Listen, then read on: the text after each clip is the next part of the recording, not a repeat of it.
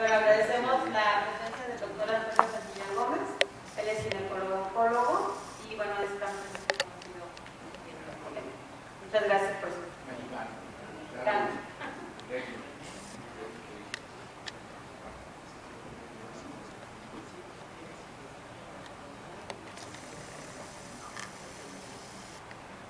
Buenos días, gracias por la invitación. Saben que a mí me encanta venir aquí. Ya vi que hay una cuestión de tiempo frente de ti. Voy a tratar de correr rápido. Este tipo de pláticas son ahorita muy delicadas, muy emocionales, más para aquellos que somos fervientes creedores de la cirugía robótica. Entonces, y si coché un poquito es porque acabo de llegar del avión y todavía no se me quita la... Pero siempre hay que dar un disclosure en español. No, el decir algo. La traducción. Sí, la cirugía robótica, en mi opinión, la cirugía radical por robot es la cirugía más elegante y bonita que uno puede presenciar. Y a lo mejor va a ser difícil entender eso, lo voy a tratar de explicar un poquito al final, pero en realidad es una cirugía muy bonita, lo tenemos que ver ciertos patrones. Tenemos que reconocer varias cosas. Vemos lo que está pasando en nuestro ámbito, pero tenemos que reconocer qué es lo que está pasando en el mundo, lo que está pasando en la medicina. Estamos evolucionando. La medicina de hoy no es la misma de ayer, ni de hace 10 años, ni de hace 20 años, ni lo va a hacer en 20 años. Va a evolucionar, y eso es el concepto que tenemos que tener, que todo va a evolucionar, y más en las últimas 2 décadas, desde el aumento de la tecnología. Hemos tenido una evolución muy grande. Y empezamos la evolución desde de hace siglos, desde cambiar de ser de la cirugía con las manos. Cirugía significa operación hecha con las manos, a la cirugía de invasión mínima. Y vemos cómo en el presente tenemos ahora tipo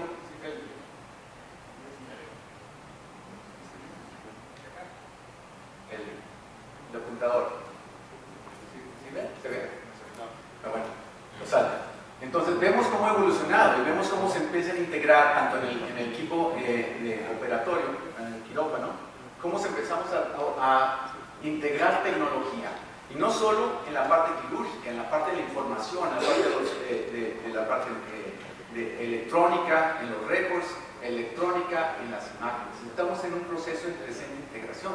Imagínense lo que va a pasar en el futuro, en donde vamos a poder individualizar al paciente lo que necesita con toda la información que se ha generado y que se ha integrado. ¿Verdad? Entonces vamos a ir evolucionando y así ha evolucionado la cirugía radical para cáncer de cervix. Esta evolución no es nueva, desde 1990, ¿verdad? Hasta la primera cirugía robótica en el 2006. Entonces vamos a platicar qué es lo que ha pasado y por qué ha pasado. Entonces, hemos cambiado nuestro grado de invasividad, ¿verdad? De hacer una cirugía abierta, se va muy rápido, a incisiones pequeñitas, próximamente hemos venido a puerto único. Entonces vemos cómo ha evolucionado lo que estamos haciendo. Entonces, ha habido mucha controversia, ya hay muchas pláticas de esto, hay mucha controversia que es a favor y en contra, y hablando de las 2 formas principales de cirugía de invasión mínima, que es la laparoscopía convencional y la cirugía robótica.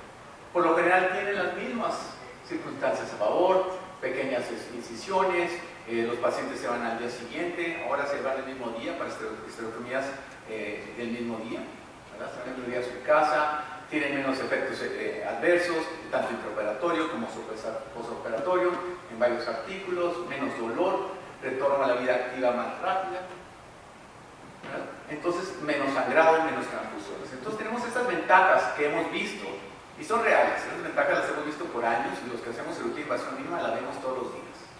Pero ¿qué tenemos en contra? Y esto es lo que ahorita nos está doliendo. Lo que empezamos a aprender. Bueno, ¿cuáles son los riesgos oncológicos? ¿Sí? Entonces, ¿qué es lo que pasó? ¿Cuáles son los riesgos oncológicos? ¿Cuál es la sobrevida de estos pacientes? ¿Qué es lo que está pasando? ¿Cuáles son los inconvenientes de la laparoscopía convencional? El mío, dolor de cuello y dolor de hombros. ¿Verdad? Además, si hace 5 al día. Es horrible. no quiere volver a hacer una, ¿verdad? Pero, ¿por qué? Porque son cirugías que se hacen más, las cirugías complicadas. Yo pienso que la cirugía radical de cáncer de cervix es una cirugía complicada, ¿verdad? Son más complicadas en la laparoscopía convencional si la comparo con la cirugía robótica. También se necesita, en muchos casos, para poder tener o ser, no experto, para tener una cierta preparación para hacer estos casos. Entonces, para hacer una histerectomía normal, no radical, se necesitan 75-80 casos para tener una disminución del tiempo operatorio y de la pérdida de sangre. Y eso, si ponemos nomás esos, como esos factores a medir, si ponemos a ver complicaciones y eso, podrán ser otros 150 casos. Entonces, no es de que, oye, lo voy a hacer por la laparoscopía y me va a ir bien a mi paciente porque es la primera. No, necesito hacer muchos casos para que mi paciente tenga esas ventajas que se han reportado. Entonces, ¿por qué se hizo la cirugía robótica? Porque vimos las limitaciones en la tecnología y porque evolucionó la tecnología y necesitábamos algo que pudiera generalizarse, que no solo un solo grupo de médicos pudiera ofrecer eso, que se pudiera expandir en los demás doctores y que tuviera un poquito más facilidad de hacer casos complicados, ¿verdad? Entonces, se desarrolla para superar las limitaciones de la cirugía mínimamente invasiva y para mejorar la calidad de la cirugía abierta. Pero también se necesita una curva de aprendizaje. El que yo haga mi primer robot no significa que le vaya bien a mi paciente, ¿verdad? Tengo que hacer muchos casos. ¿Qué ventajas tenemos en robot? Tenemos simuladores. Hay muchas formas que se han hecho para tratar de abrevar esa curva de aprendizaje con avances de la tecnología para que a los pacientes les vaya bien cuando empecemos a utilizar la tecnología. ¿Pero qué es? Para poder disminuir el umbral en la tasa de complicaciones, y esto es en histerectomías normales, se necesitan más de 50 casos. Entonces hay que tener esto muy en cuenta cuando vemos todos los estudios y todo lo que está pasando el día de hoy. ¿Qué ha pasado en Estados Unidos? Desde el 2006, desde la entrada del robot, esto es en cirugía ginecológica benigna, en casos complicados, como los cirujanos laparoscopistas expertos, es un grupo de expertos laparoscopistas, hacen una transición al robot y bajan el número de cirugía abierta. ¿Qué encuentran? Probabilidad de tener una patología compleja, es más en los del robot, menores complicaciones tanto abdominales y vaginales, así como complicaciones postoperatorias. Entonces, ¿qué es lo que hacen en Estados Unidos? Oye, en verdad ofrece algo esta tecnología, hay que cambiar. Los pacientes se van más temprano, les va muy bien, hay menos complicaciones, vamos a hacer eso. Oye, lo podemos hacer en cáncer. Bueno, tenemos la gente que empezar a hacer esos pininos. Entonces, tenemos que preguntarnos, bueno, ¿qué es lo que pasa cuando hay adopción de la tecnología? ¿Qué son los pasos que tenemos que ver? Marcelo decía cómo nos aventamos al borolas, ¿verdad? Así decimos en México, por hacerlo, por ser el primero en hacer esto, por hacerle esto, sin pensar a veces cómo lo deberíamos de hacer. Yo creo que nunca nos juntamos. Es decir, tenemos que hacer esto en este tipo de paciente, pero mira, puede pasar esto, puede pasar esto, puede pasar esto, vamos a modificar esto. Si no es, no, lo vamos a hacer similar a cirugía abierta, ¿verdad? Nos sentamos en borolas. Y lo que teníamos que hacer es esto, ver si era factible, si es posible, si es reproducible. ¿Qué significa? Que no nomás yo lo pueda hacer, sino todos ustedes. Que cuando lo compare con el método estándar, que es cirugía abierta, si es mejor, peor o equivalente, cuáles son los riesgos, las complicaciones a corto plazo o a largo plazo, y sobre todo, cuál es la curva de aprendizaje. Cuando lo vemos esto en cuestión oncológica, lo que nos importa es esto, la sobrevida de nuestros pacientes, ¿verdad? Y fue lo último que vimos, lo último que adoptamos. Entonces, ¿qué es factible? ¿Qué es posible? ¿Verdad? Cuando vemos factibilidad nos tenemos que preguntar, bueno, ¿cuánto nos tardamos un día en hacer la cirugía robótica? Si empezaron 8 o 9 horas para hacer una histerectomía. ¿Cuáles son los tiempos operatorios? ¿Cuál es la pérdida de sangre? ¿El tiempo hospitalario? ¿La radicalidad oncológica? ¿Nuestros márgenes? ¿Los ganglios linfáticos? ¿No los ganglios linfáticos? Y si es reproducible, si otras personas lo pueden hacer. Entonces, yo creo que los primeros estudios que empezamos en 2006 fue esto. Todo tiene una evolución. No, les explicaba ahorita que es el huevo o la gallina. No puede decir uno, voy a hacer esto, voy a hacer un ensayo clínico, sin primero tratar de responder si es factible hacerlo. Entonces la medicina es un poquito más delicado, pero así es la medicina. Y así es como aprendemos. Entonces, En este estudio de factibilidad hay muchos estudios que se empiezan en 2006 hasta actuales, en donde hay estudios grandes, en donde comparan muchos casos de robot, más de 200, contra cirugía abierta, y que encuentran que la tasa de complicaciones puede ser similares, pero los pacientes se van en un día, se pueden operar pacientes más obesos, que en Estados Unidos es un problema, que hay menor sangrado, ¿sí? Y que tienen tasas de recolección linfática similares. Bueno, entonces es factible. Y es reproducible, varios centros se lo pueden hacer, ¿ok? Y podemos entrenar a la gente a hacerlo, muy bien. Pero riesgos y beneficios, inmediatos, tardíos y oncológicos. Perdón, se alocó. Metaanálisis de PAC compara 22 estudios. Pues vemos que si lo comparamos con la laparoscopía, bueno, pues a lo mejor no hay mucha diferencia, porque son invasión mínima, no se va a encontrar mucha diferencia. Hay menor tasa de conversiones, eso sí. Comparado con cirugía abierta, hay menos infecciones de herida, menos infecciones urinarias, un poquito más de discencias de la cúpula vaginal, que es una parte de la curva de aprendizaje que empezamos en ese tiempo. Entonces, vemos eso. Se va muy rápido esto. En la cuestión oncológica, los primeros resultados en sobrevida, ¿verdad? 2016. Similares, el riesgo de recurrencia y el riesgo de muerte en este grupo de 259 contra 232, muy similares. Entonces, bueno, estamos bien, son estudios retrospectivos. Bueno, entonces, vamos bien. Entonces, no estamos haciendo algo bueno. Y luego, ¿qué pasó? ¡Pum! ¿Verdad? Y nuestro amigo doctor Ramírez, ¿verdad? Un estudio, muy buen estudio, multinacional, en donde nos demuestra algo, nos abre los ojos. Y no es un estudio en robótica, nomás usaron 15.6%, eran 45 pacientes en caso de robótica. Pero demuestra que en su objetivo principal, que era la sobrevida libre de enfermedad, era menor en el grupo de invasión mínima que la de cirugía abierta. Y no voy a alentar porque Alejandro nos va a hablar un poquito de eso. Pero nos abre los ojos. Oye, todos estos años hay un problema. ¿Qué pasa? Entonces, recurrencias pasaron nomás en 14 de los 33 centros. Y vemos las diferencias entre los grupos de la sobrevida total, ¿verdad?, de los grupos de cirugía invasión mínima y abierta. Pero también compararon complicaciones. Y esto es similar a lo que vemos retrospectivamente. El número de complicaciones es similares, lo acabo de mencionar, no es algo nuevo. Esto sí es algo nuevo, que es la cuestión de la calidad de vida. La cuestión de la calidad de vida era similar en los dos grupos después de las 6 semanas.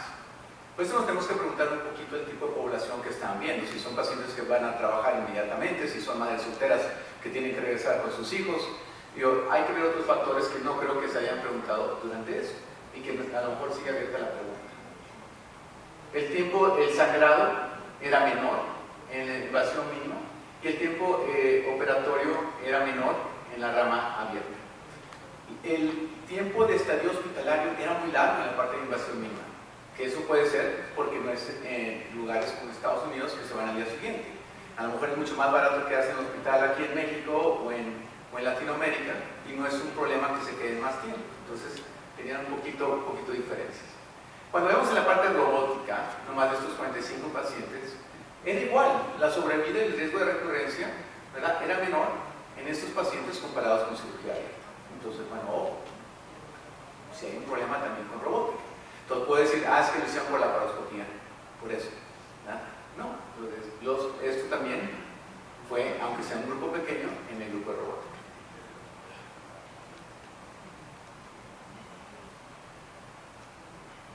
Entonces, ¿qué pasó después de eso? Al mismo tiempo que Alejandro, Marcela, tenemos colaborado en este estudio, es un estudio muy bueno, es un estudio poblacional. Al mismo tiempo que se publica, nos da cuenta de algo.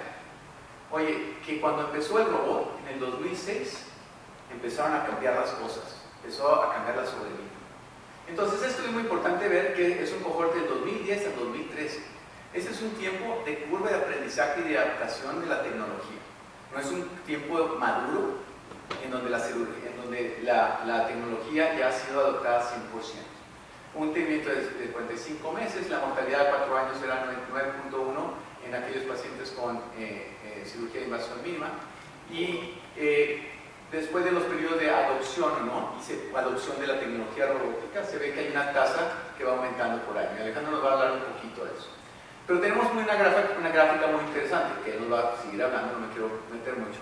Pero vemos aquí que con el tiempo, en el año, la tasa al año aquí en 2009 no es muy diferente que en el 2005-2006 y luego cambia un poquito. Entonces no sabemos a qué representa eso. Si representa que hay un influjo de gente que se entrena nueva, vemos un mayor flujo de gente robótica que se entrena nueva en ese tiempo y cambia un poquito la estadística.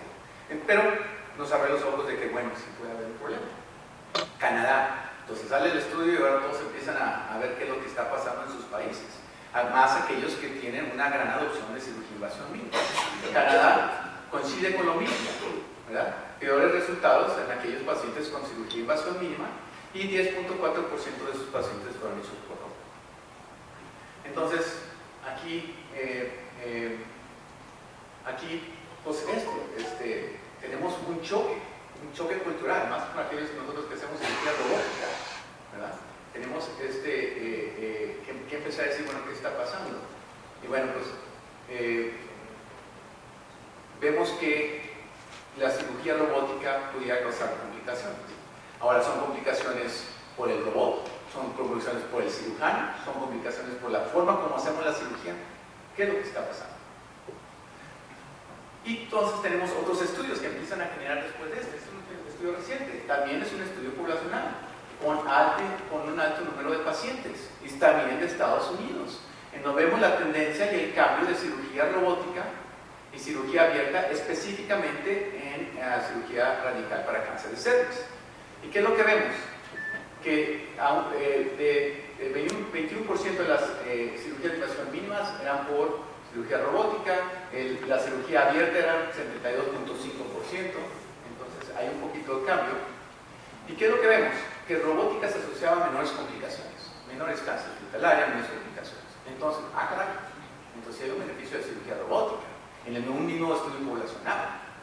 Sí, a un poquito a mayor costo, que esta cuestión de costo puede cambiar con la introducción de nuevos robots y hacer una competencia de mercado. Entonces, esto es un poquito relativo. Pero los resultados oncológicos todavía están por checar. Tenemos otros estudios, este es de la Universidad de Alabama, igual al mismo tiempo. ¿Qué es lo que vemos? Empezamos a ver, todos empezaron a ver, bueno, ¿qué es lo que pasó en estos centros? ¿Y qué es lo que ven? En el grupo de ellos a lo mejor no había una diferencia en la sobrevida o en el riesgo de recurrencia, en el grupo general, pero sí en el grupo con tumores mayores de 2 centímetros. Caray, entonces si son tumores de mayores de 2 centímetros, entonces sí hay problema. ¿Qué es lo que está pasando? ¿Verdad? Pero no en aquellos con menores de 2 centímetros. Entonces, sí hay un problema, es obvio, se repite en todos los estudios, pero ¿cuál es el problema? Entonces estamos viendo ciertas conclusiones. Luego tenemos recientemente una publicación de ASCO, de UFA, en donde hacen en 8 centros de Estados Unidos académicos, se juntan con más de 700 pacientes desde el 2010 al 2017, no en el tiempo de aprendizaje, 2006 al 2010, 2010 al 2017, donde uno ya dice, bueno, ya están internados. ¿Qué es lo que pasa? Ven que las cirugías abiertas eran tumores grandes, entonces aún así estaban haciendo cirugías radicales en tumores más pequeños por invasión mínima. Y se encuentra que la mayoría de las cirugías eran hechas por robot y el riesgo de recurrencia era mayor en los pacientes con cirugía de invasión mínima que con cirugía abierta. Bueno, un problema. Pero va un poquito. Si había riesgo por el uso manipulador, bueno, se nos olvidó hacer cirugía oncológica, no maltratar el espécimen, la pieza, ¿verdad? No manipulador, 0% de recurrencia. Manipulador uterino, 8.2. Vaginal, para aquellos que no ponen 11.7. Entonces empezamos a buscar factores causales de la baja en la sobrevida en pacientes con tumores. Entonces tenemos que preguntarnos, bueno, realmente hoy en día podemos decir si es inferior o no inferior. Bueno, pues no todos los estudios son negativos. Aquí tenemos un estudio sueco, otra vez poblacional. Yo creo que el estudio más grande de cirugía robótica. La sobrevida a 5 años es similar en los dos grupos. La supervivencia es similar en los grupos. Y ellos dicen que esto es debido a que centralizan todos los casos a centros expertos para hacer cirugía robótica. Entonces, tienen los hábitos de la mesa en cómo hacer la cirugía y ellos no tienen problema. No tienen el problema que está escrito en todos los demás. Ah, caray. Entonces, ustedes sí pueden, pero nosotros no podemos. ¿Por qué no podemos nosotros? Porque ustedes sí pueden. Entonces, ¿qué factores veo yo que pueden ser relacionados a riesgos? Esto es muy personal, esto no es copia, esto lo hice ahorita a las 4 de la mañana. La curva de aprendizaje, ¿verdad? El factor de la curva de aprendizaje es muy importante. Para que sea un experto se tienen que hacer muchos casos. Y luego para hacer casos complicados otro más. Y es una escalera. Amnesia de los principios en cirugía oncológica. Mi abuelo era radiólogo oncólogo. Si hubiera dicho a mi abuelo, mira, voy a poner un manipulador ahí donde está el cáncer de cervix y le voy a hacer chaca durante toda la cirugía, me dice, oye, eso no es un principio oncológico. Estás maltratando la pieza. Se nos olvidó. Y se nos olvida en cáncer uterino también. Se nos olvidó. Selección de pacientes adecuada. Vemos ahora que hay pacientes que se benefician de terapia adyuvante nomás a ver el tumor, si están en todos los cuadrantes, si hay invasión linfovascular. Entonces la selección de los pacientes a lo mejor no fue la mejor. ¿Por qué? Porque lo quiero meter a cirugía. ¿Sí? El tamaño del tumor. Oye, 5 centímetros, 6 centímetros, va a estar imposible que lo hagas. Uso rectilineario de manipuladores. Hay otros que dicen el gas de insuflación, que puede ser o no puede ser. Pero se puede hacer cirugía de invasión mínima sin gas. Lo hacen en África porque no tienen gas. Con el robot es más fácil porque se puede hacer una expansión mecánica, ¿verdad? Entonces hay cierta forma de manejar todo esto. Variabilidad en las técnicas quirúrgicas instrumentales. Si yo voy a un hospital, la succión es diferente que en otro hospital. A veces ni funciona la succión, a veces no tiene ni presión, a veces se irriga, a veces no se irriga. Hay mucha variabilidad quirúrgica. Y la paroscopía convencional con robots. A ver, pasé el tiempo, pero voy a acabar. Entonces tenemos que preguntarnos si todos los pacientes ahora tenemos que decirle no a la cirugía de invasión mínima, o si vamos a hacer un enfoque de talla única, o si vamos a ser específicos a pacientes. Por ejemplo, mi paciente de BMI de 60, el de radiación no la quiere radiar, que no cabe en la cama, ¿verdad? El abrirla voy a hacer un relajo, y cirugía robótica me va a salir preciosa, ¿verdad? Entonces, ¿qué le voy a decir a este paciente? Me voy a hacer una cirugía abierta que le va a causar más morbilidad y posiblemente menor sobrevida, porque va a ser muy difícil, o lo voy a ofrecer hoy.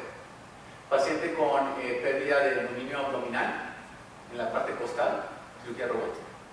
¿Por qué? Porque no la puedo abrir, no la puedo radiar, está el intestino, ¿verdad? Entonces voy a ser sensacionalista y decir todos los casos no se deben de hacer, o tengo que pensar qué pacientes se pueden hacer. Entonces es muy importante el principio de que no todos, ¿verdad?, tienen los mismos resultados al hacer la cirugía, que se necesita tener cierto entrenamiento, cierta expertez para poder llegar a esos resultados.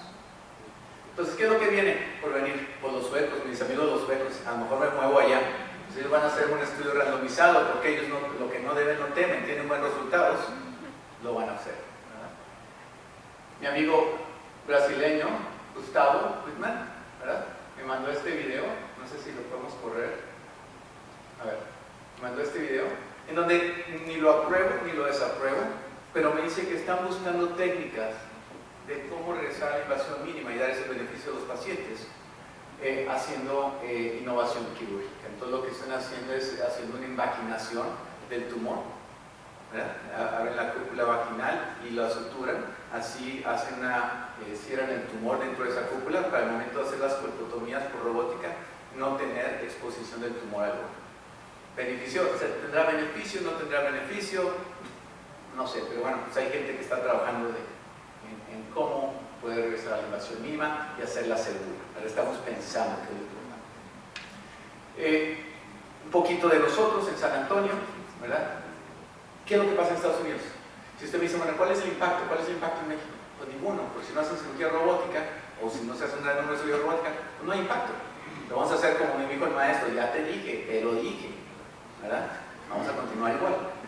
Pero en países en donde el entrenamiento de nuestros residentes, de nuestros médicos, de los doctores, por los últimos 10 años ha sido una invasión mínima, a ellos va a tener un impacto, porque ahora hay que enseñarles a hacer cirugía abierta, ¿verdad? Entonces vamos a avanzar la curva de aprendizaje. ¿Qué soy yo? Yo no soy académico, bueno, tengo residentes, no estoy en academia, no, ya no publico tanto. Pero soy un cirujano, soy un clínico. Ahorita voy a completar mi caso 2951 de robot, con mucha variedad, la mayoría de malignidad, intestino, vejiga, lo que ustedes quieran. Entonces, esas son las expertez que puedo decir, bueno, qué es lo que veo, qué es lo que pasa y por qué creo que pasa. Vamos a correr esto. Y ha habido también una evaluación en la cirugía robótica. El robot que tenemos en el 2006 no es el mismo que el que tenemos ahorita. Las formas de electrocauterio, de seguridad bipolar, no son las mismas. Vamos a ver este video, porque es un video del 2009, una radical. ¿Vamos a regresar una? Por favor. ¿Me regresas las últimas dos diapositivas? A ver, permítanme. Vamos a tratar esto. Yo les prometí enseñar la cirugía más bonita. Ahí va. Esta es la cirugía más bonita del mundo y es la última que hice, 2018. ¿Por qué? Porque ahorita, por razones obvias, no puedo hacer otra. Pero bueno, entonces podemos ver cómo se ve. Son cirugías sin sangrado, donde se pueden abrir los espacios vasculares, donde se puede ver la anatomía. A mí me puede decir que esta tecnología no nos da un plus en hacer este tipo de cirugías. Vean, o sea, y es objetivo, lo podemos ver, se puede ver qué es lo que hacemos. Y esto, imagínense, esto lo estamos viendo así, ¡ay, qué bonito! Imagínense en la consola que es de tercera dimensión. Imagínense la exactitud que vemos en controlar vasos pequeños, en ver nervios. Entonces, técnicamente, es una cirugía más elegante, es menos destructiva, va con los principios de Halsted de cirugía, de menos trauma, que la cirugía. Entonces, tenemos que ver qué es lo que nos está limitando, ¿verdad?, en esa movilidad, si son cuestiones de entrenamiento, si son cuestiones de aparatos, etcétera, etcétera, ¿verdad? Pues aquí podemos ver, ahí vas a quemar el uretero. En el robot se ve a millas ese uretero, ¿verdad? Entonces tienes un manejo con energía inteligente, porque son monopolares inteligentes que no tienen mucho spread, y los bipolares, en donde puedes hacer una cirugía más segura, ¿sí? Entonces vamos a adelantarle una más. Entonces, ¿cuáles son mi experiencia, nomás por terminar? Mi experiencia a lo mejor es única. Si vemos el estudio, el que dijo el otro estudio académico de Alabama, que de alto volumen, con 50 pacientes, pues yo le puse 63 en una sola persona, ¿verdad? Del 2010 al 2018 tuve 2 muertes.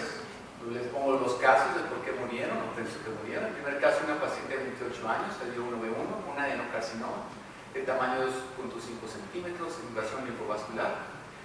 Tenía criterio de Celis para quimorradiación, se le ofreció, no fue, perdió seguimiento, regresó con adenopatía retroperitoneal y de cuello. No regresó con carcinomatosis, nada, con adenopatía, ¿verdad? Tenía sus factores de riesgo. Sobrevida 39 meses, tiempo de recurrencia 39 meses. Mi sobrevida total en todos mis casos es de 97%. Segundo caso, 42 años, 1B1, un adenocarcinoma de células claras, sumamente agresivo, un tamaño 5.1, no es candidata a cirugía. Ah, caray, ¿por qué le va a hacer cirugía? Tiene un trasplante renal. No quería que le tocara el trasplante, no quería radiarse el trasplante y quería que lo intentáramos por cirugía. Bueno, intentamos por cirugía, se hizo. Tuvo una recurrencia en aorto cabal, arriba de la parte local, sobrevivía 38 meses, tiempo de recurrencia a los 12 meses. Después se trató con quimioterapia de radiación y falleció. Recurrencia libre de enfermedad 95, son 3 casos, los 2 previos más escamoso, 3 centímetros el tamaño, es una paciente sin seguro que viene con el cáncer, sin seguro no puedes tener